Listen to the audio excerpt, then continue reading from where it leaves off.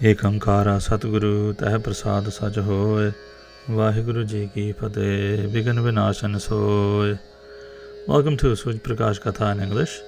In this episode we will be doing Raas 2.8, Chittorgarh Lost. The Nabi Singh sent a letter to Akbar with the words of Guru Amar Das Ji. A messenger took the letter and headed towards Akbar, mounted on a camel. He travelled all day and all night. The messenger headed towards Chittorgarh from Gondwal. He didn't stop along the way. He arrived at the fort and presented the letter to the postal guards. Akbar received the letter and read the whole letter. He was really happy to know that Guruji had made the prophecy of the Garh and the fort breaking at the same time. It was as though some cheap person found the philosopher's stone. His faith grew even more than before. He was bowing from Chittorgarh, thinking of Guruji. He happily responded to the letter. I have received your letter. I have understood the words of Guruji. For this reason, I want you to stay in Gondwal and see when the Garh in Gondwal breaks. You should help in breaking the Garh of the Boli. I can send you money to help in any way. Call the best tradesmen to help with the Boli. Stay there till the Garh breaks. The message was sent to Gondwal. Nabi Singh and the Sikh were waiting for the fort of Chittorgarh to break, and were thinking of the rewards they would receive. The messenger from Chittorgarh came to Gondwal. They read the letter and knew immediately what the emperor wanted. They began to live in Gondwal and called the royal tradesmen. They began to work on the Boli. The walls of the well wouldn't go down because of the Garh was stuck in the well. Shri Guru Amar Das Ji would sit near the Boli all day and direct the work. The people of Akbar would sit all day near the Boli as well. They used money and their intellect to complete the task. They used metal tools, big and small. A lot of it was broken, and a little piece was left. The fort of Chittorgarh was also at its breaking point. Akbar noticed that the fort was almost at the point of being won. The Rajputs' food and men were now at their lowest point. Akbar increased the intensity of the attack. He had cannons firing and caused chaos. They made loud noises and used their might. Tunnels were blasted and towers fell. The Rajputs noticed that the intensity was great. They realized they were going to lose. They decided to go and fight on the battlefield. Jamal and Fatah took their regiments and attacked the Mughal army. The fight was intense. They struck each other, slicing limbs on the battlefield. Soldiers fell from their horses and went to heaven. The injured soldiers screamed in pain. The bodies gathered on the ground. Heads and limbs could be seen on the ground. It was such a chaotic war that it couldn't be explained. That day, Jamal and Fatah fought courageously. They killed many Mughal warriors. Fatah eventually fell, fighting another warrior. Jamal saw his brother fall. He knew that the root of the Rajputs had just died.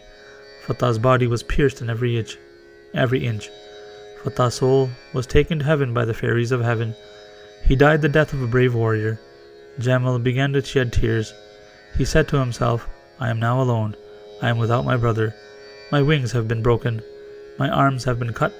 I am now weak without my brother. I am useless now. What will I do staying alive?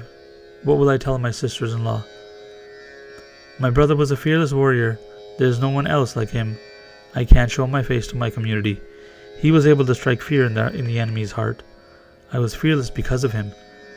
He had deep regret in his heart. The other Rajputs said to Jamal, Jamal, this is how brave warriors die. They die and go to heaven. They become immortal. It is not good for you to mourn his death. You are the commander of the army. You can't lose hope. In the morning, we will strike hard and avenge Fatah's death. Show the emperor your sword's strength. He heard the others and had some hope. The next day, the Nagaras and Nafidiyas rang. The Rajputs came out of the fort and faced the Mughal army. The Mughal army was motivated as they had already killed Fatah. The gunpowder blasted and the guns fired. Many soldiers fell. Spears were thrown and stabbed into the chests. Arrows were released by the archers. They wouldn't step back or show their backs. Jamal eventually fell fighting the enemy. The other Rajputs faced their death with fearlessness. The cowards ran away. The queens of Jamal found out that Jamal had died. The queens stabbed themselves with their katars. They did not want to be raped or taken in by the Mughals. They stayed true to their dharm. No lady, young or old, was left. they all killed themselves. Jamal's daughter, whom Akbar wanted to marry, also killed herself. Akbar went through the front doors and hoisted his flags. He was able to finally win the fort. It was a great fort. He was proud of himself that he had crushed the rebellion. He now knew that the other Rajputs would not dare raise their heads in front of Delhi. He called his generals and ministers to give them titles and rewards. After giving them rewards, Akbar headed back to Delhi after many years. On the way, he showered his army with money. In Goindwal Sahib, the ambassadors of Akbar found out that the emperor was headed to Delhi. They all headed to Delhi and came to Akbar's court. They did the taslim and told him about the whole story in Goindwal. Month, day and time we have noted, when the card of the Boli was broken. We saw many other miracles there. The Guru is a form of Khuda. There is no other like him. Many people from different countries come and bring him gifts. They worship him. He completes their wishes. All day and all night they sing the praises of Allah by doing kirtan. He is over 100 years old. Many people of the area come to worship him. He has the light of Shri Guru Nanak Dev Ji. Akbar heard these words and said, "Tomorrow I would like to hear your whole account of Goindwal." That is the end of the chapter. Waheguru Ji Ka Khalsa, Waheguru Ji Ki Fateh.